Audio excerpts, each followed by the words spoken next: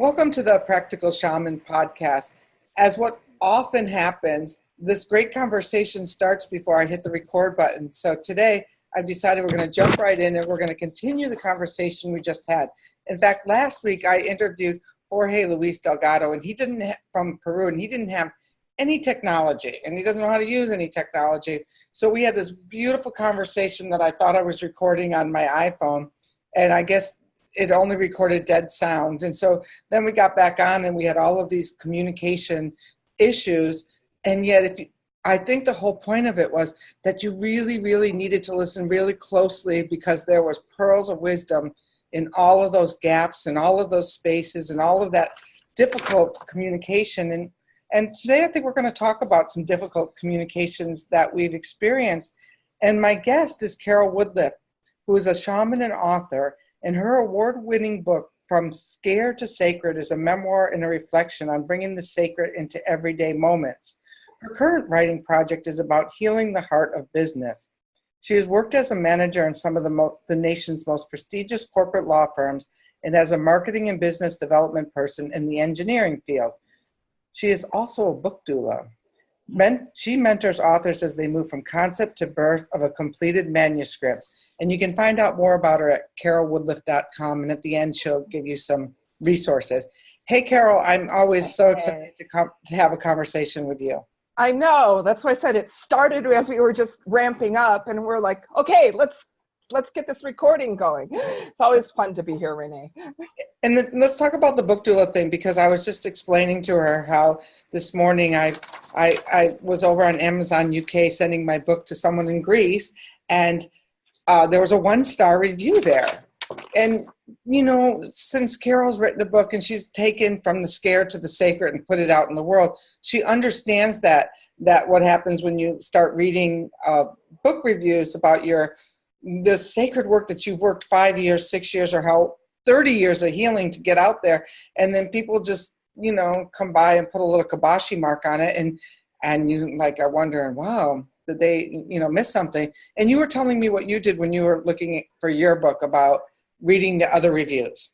I went to the books that I love, the authors that absolutely moved me, that helped me, that healed me, and read their 1- and 2-star reviews.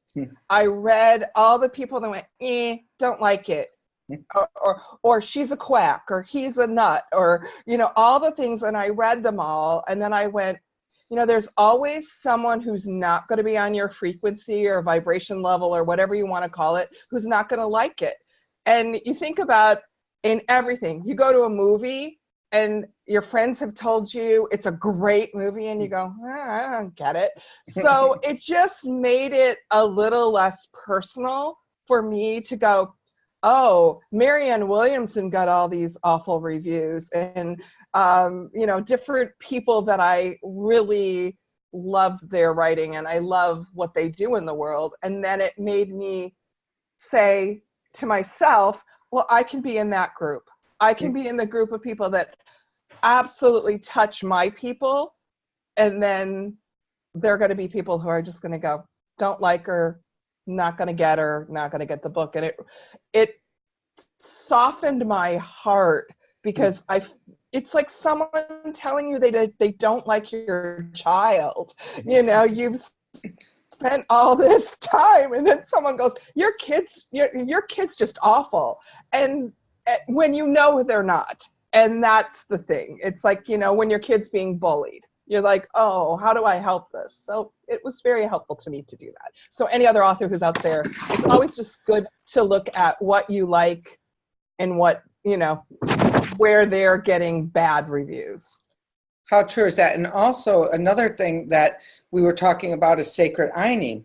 And that goes to the same thing for me. It's like, wow, I think of how many times that I've gotten on Yelp and had a bad meal and then just lambasted the person who had this, in my experience of it, and thought like, how many times have I done that to somebody else or something else without really being considerate of it?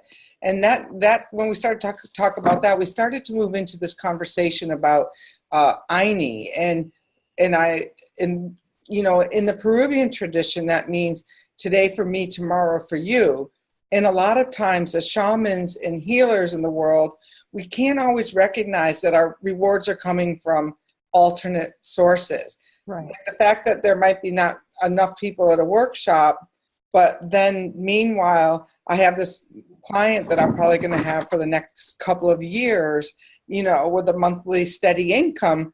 And so, in our world, we start to think of like, well, why am I not getting it here? And how, so let's talk about sacred ID, because I know, like me, you've not had to, but you offer your service in the world in a corporate environment as well, when we like to believe that, boy, I wish this shaman work was just, taking care of the ducks and feeding the chickens, and, and you were talking about in the olden days. In the olden days, in the days where shamans were a part of the community, they were provided a place to live. They were given food from the tribe. They were seen as the integral part of how the tribe survived, because shamanism, as you know, was very practical. It wasn't this thing that so many people think of woo-woo. It was, where do we hunt? How are we going to find food? When's the time to plant? All of those things, the shaman helped by their knowledge of spirit and their knowledge of the stars and, everything, helped the tribe survive.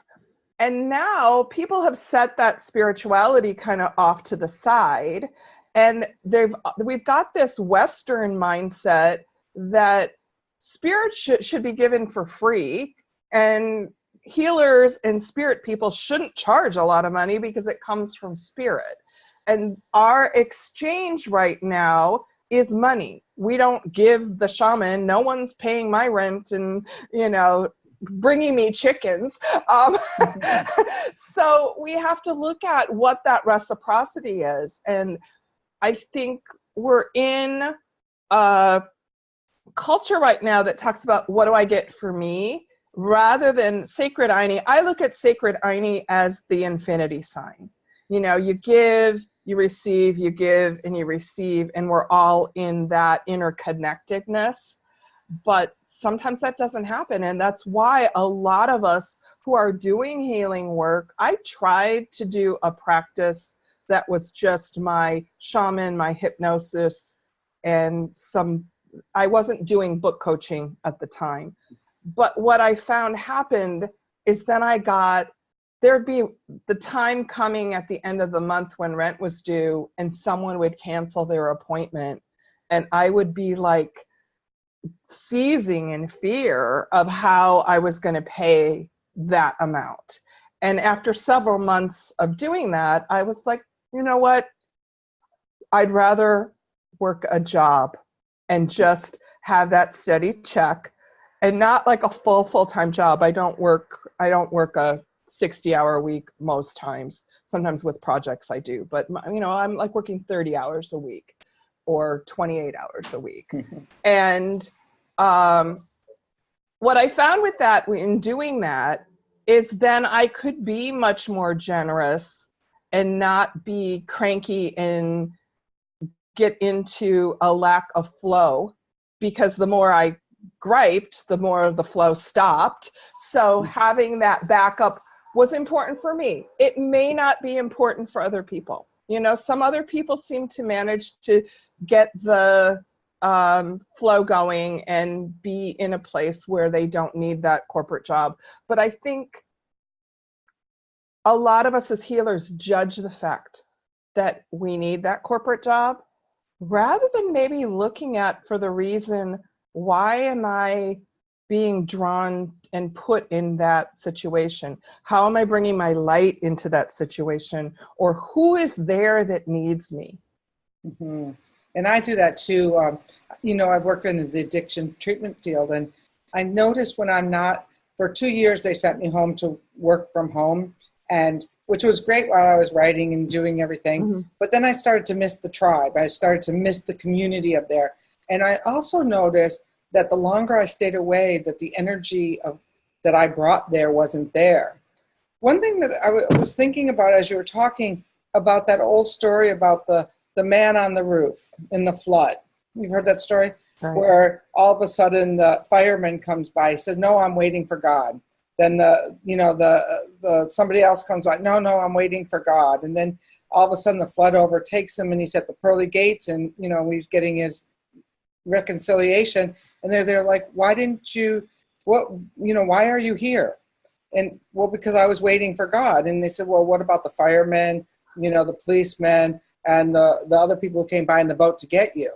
And we do that so often that we don't even remember that maybe these jobs sometimes is the spiritual community providing for us.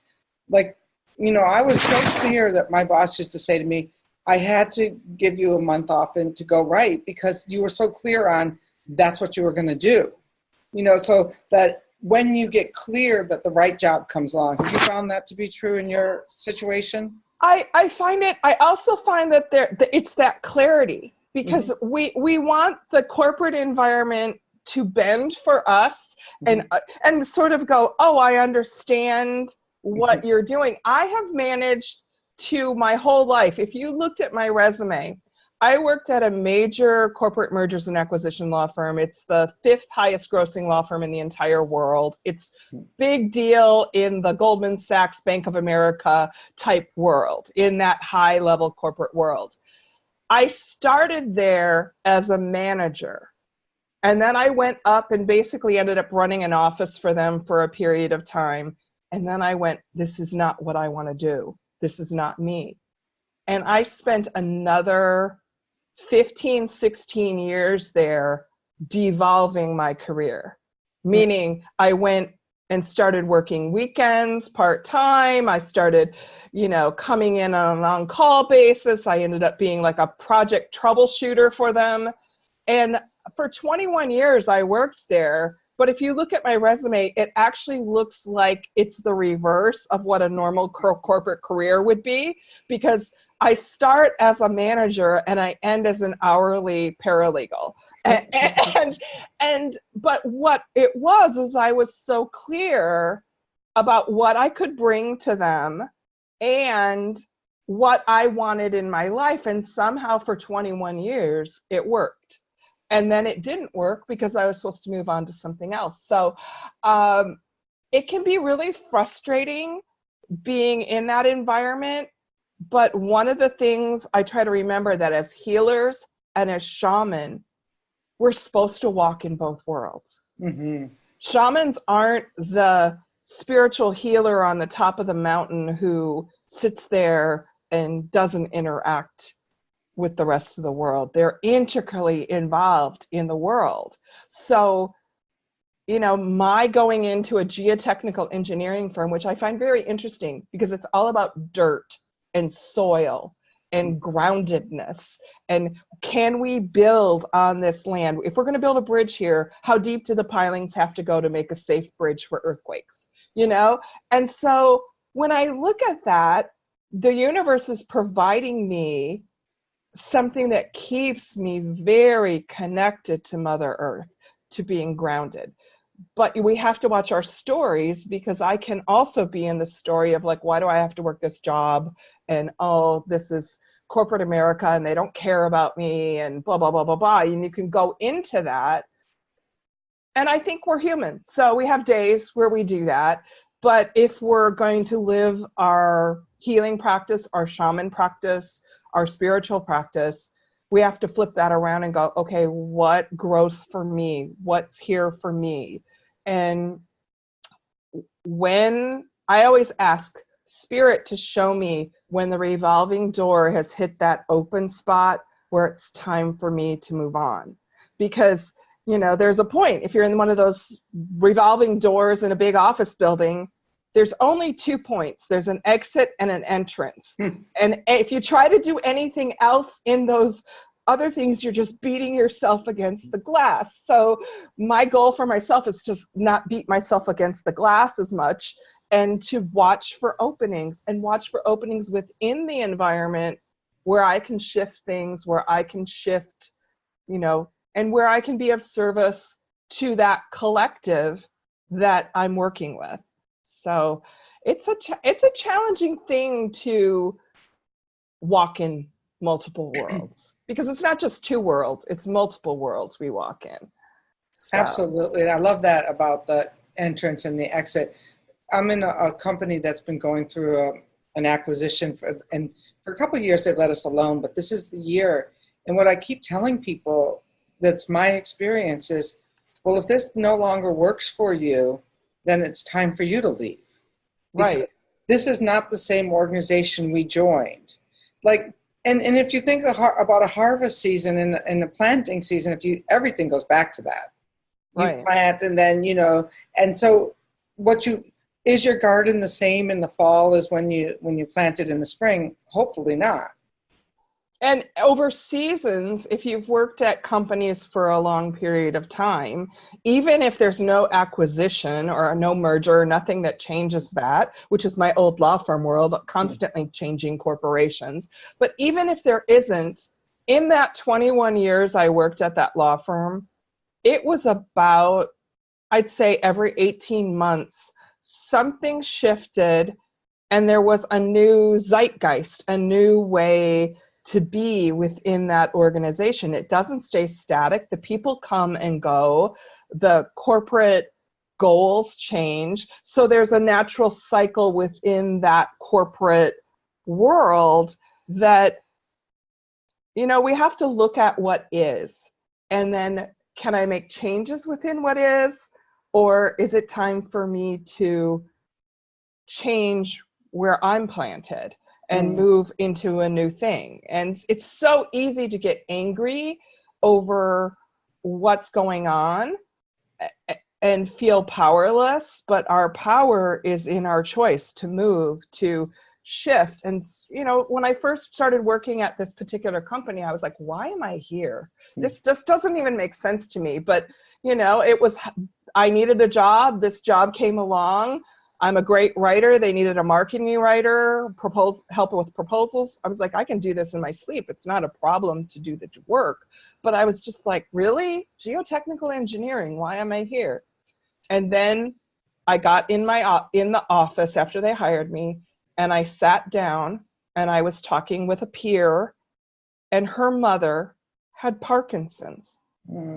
My mother died of Parkinson's. Her mother was in the death journey with Parkinson's. And I went, so, she'd come in and she'd talk about what her mom was going through. And there's some dementia that happens with Parkinson's. There's some repetitive thoughts and things that happen. And I would be like, yep, that's the disease. That's not your mom. Just, and just to be able to be there for her and be that, yep, I hear you. That's so hard. It's so hard to watch. It's so hard to witness, and just to be the person who could listen to her. That was my, then I could make that my purpose in addition to the writing and the work. But I think we often look at purpose as work as opposed to the human interactions at work. I love that. That's great. Yeah. And so, but you still keep time for your ceremonies and stuff. So, and you're sensitive, you're an empath. So right. Talk about a little bit how you don't get depleted, like, that you don't get sucked into the day happening, so that you can be more available to the sacred in your own journey, in your own work that's outside of that continuum. I think it's all one thing, so I don't want to sound like there's something separate. I used to think they were all separate. Now I know it's all one life. Right. And that's when you come to that conclusion, it takes some time sometimes to get to that place where you're going, oh, I'm not compartmentalizing my life anymore. I'm going to live in the flow of my life. There's some things that I had to learn, and I'm still learning. I mean, there are days I come home, I'm absolutely depleted and I'm grumpy, and I'm like, this is not the life I thought I was going to have. We all have that. We're human. But what I found is the more I incorporate the sacred and the idea of sacred work and going as Carol Shaman into this other environment, and what can I do in this environment? What does Carol need for herself? So Carol needs to look at work as sacred. Look at it as a possibility for sacred interaction, of sacred service. Number one. Because if I just, yeah, Luna's, I have a dog, everyone, and Luna is anticipating the arrival of the mailman. And she's That's her sacred work. That's her sacred work. I'm hoping he doesn't come while we're on the phone, on the call here. But if he does, it'll be, we'll hear her, because she's got to tell him that it's time for him to go away and not come back till Monday. Or whatever day anybody's listening to the next day. But the idea of starting my day, inviting spirit to go with me into the office. How do you do that? You know, well, I do it in my meditation in the morning, and I like really ask my guides and my teachers to go before me into the space, whether sometimes I'm working from home, so it's not necessarily that I'm driving to work, but like I'm envisioning the office, the people I work with, and all of that, that we're in a higher interaction, that our souls are in that higher interaction in addition to the day-to-day, okay, this has to have 10 copies and we got to get it mailed out to here, and all the things that happen just on the rote part of work. So it might be something as simple as, like, if I were going to open, which I did before we got on the call, it might be just as simple as, dear spirit, guides and teachers, go with me into this call with Renee. Go with me into this interaction. Guide me, heal my heart so that I'm not operating out of my wounds, but that we can all work from our highest together, that we can make this project happen, and that we can get this to be a sacred interaction where I recognize the divinity of every person that I work with. How beautiful is that? You know, so just in saying that prayer, I find that I get little spirit nods, little whispers of, this person has something else going on. They're not just being a jerk. Ask what's going on in their life. Ask. Don't go back into your office and go, well, ask. And the person may or may not participate in sharing, but, when someone's cranky and you say, what's going on? What's going on? What's the challenge here? What's going on? Often the person will say something like, my mother's in the hospital. Or, something that's not work related that they're holding, and then we're connected in our humanity, not just in the project, and the work environment. So I think it's really important to remember, even when we want to say that, oh, corporations are greedy or they're whatever, they're all made up of people who have needs, who are playing a game within this environment. And when we connect to each other heart to heart as humans, it's a totally different experience than if we buy into, oh, he's a senior vice president and I can't ask him how his life is.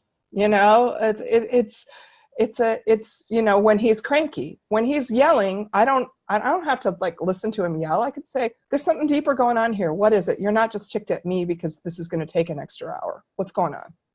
Well, I wanted to be out of here by 5 because I want to go visit my mom at the hospital. I can help facilitate that. I can say, go. I can have, someone bring the documents by your house tonight, or I can email you stuff or whatever. But when we're caught in the position, we get caught in positions. He's bad. I'm this. I know, So it's a challenge that, and then to flip back to what I do, at the end of the day, I try to find ways to disconnect, to say, okay, work is done and I'm going to clean up my energy from that interaction. So for me, walking my dog when I get done, taking that break, I love to do nature like notice what's going on in nature around me. Sometimes it's if the day is really gross, it's like taking a shower and washing it off. Changing my clothes, even if I'm not going to take a shower, taking those work clothes off, putting a new set of clothes on so I can be relaxed. It really is finding those ways for me that are almost like a ritual, a ceremony, the sacred ceremony of I want a different energy now than I had then. So what do you do, Renee? What do you do for yourself? Well, I was just thinking that today I posted a picture of the black rock that I hold. I keep this black rock in my car, and when I'm really feeling stressed, and I have another one at home, I have lots of black rocks, and I just hold it in my hand, and I insist, I command that all the energy that is not mine goes into this black rock. And one of my healing teachers suggested that for every hour that you're working with a client or working at a job, you hold this rock and decharge for 10 minutes. So, an 8-hour day, 10 minutes, you'd be having that rock in your hand for a long time, but you can feel once the energy shifted. The other thing I've been doing a lot this summer is swimming. There's something about, and sometimes I'm just lying there and asking all of the things that aren't mine to drip off of me. So I do that. I take wind walks, which are described in the book. Do you have a copy of your book handy there? I do. Hold on. Let's show them your book too.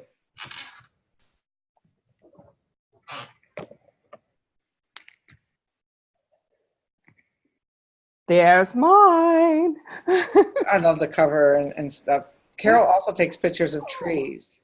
She Yeah. loves trees, so. Yeah, I find that, you mentioned swimming. I've gotten into floating. Floating. The salt water Oh. thing. There's a float place near me, and in January for my birthday, they had a Groupon that was like, so I was like, I'm going to do that for my birthday.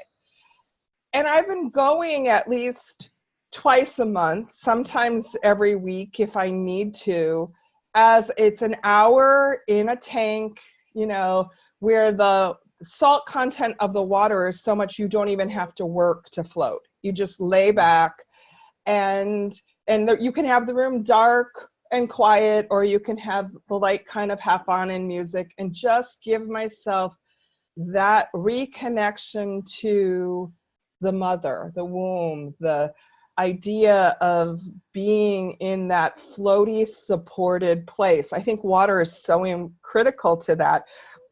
And I'm not a big swimmer because I don't like chlorine. So a lot of the pools have chlorine in them and they really bother me. But this is, with that salt environment, it's just so soothing for me. So to find those things that regularly support you. I'm a big bath person. Every time I look at houses where people have taken out the baths and put in all showers, I go, not my house. Right, not my house either. Well, as we come to a close here, those are great suggestions. And salt water actually pulls out heavy, dense energies as well. Right. So, but I've never heard it described in such a way that made me like get in the car and go over and check out the tank, because it was like claustrophobic to me. But I'm going to try it. So Carol, where can people reach you if they want to know more about your book doula work, or she does a lot of ceremonies during seasonal ceremonies in LA. So where can people find out more about you? My website is carolwoodliff.com. And the best way right now is my business page on Facebook is Carol Woodliff Author.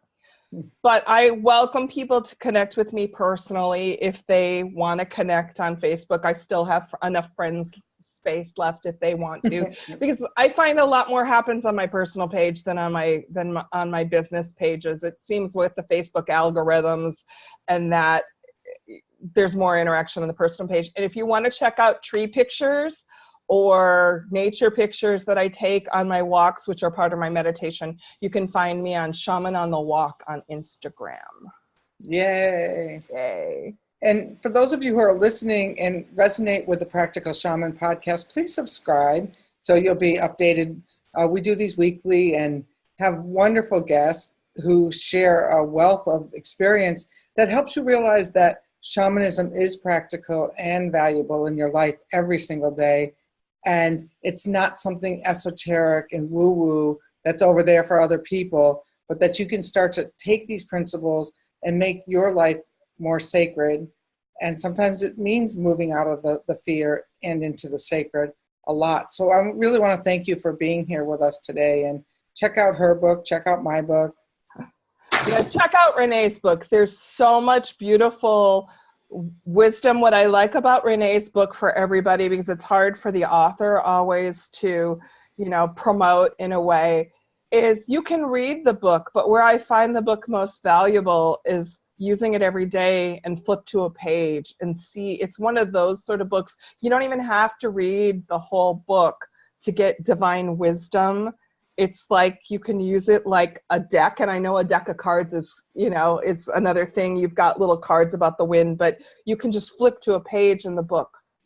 If you have it on Kindle, you can just go to a random page along and see what it has to share. And it's always amazing to me how wise those winds are. So thank you for your work, Renee, because it's so beautiful. Thank you. Yes, they are really wise, and they remind me of that of every day. Yeah. All right. Until next week, and we'll have you back for sure. Talk about some more sacred. All right. Have a great day, everyone. Thanks, Renee.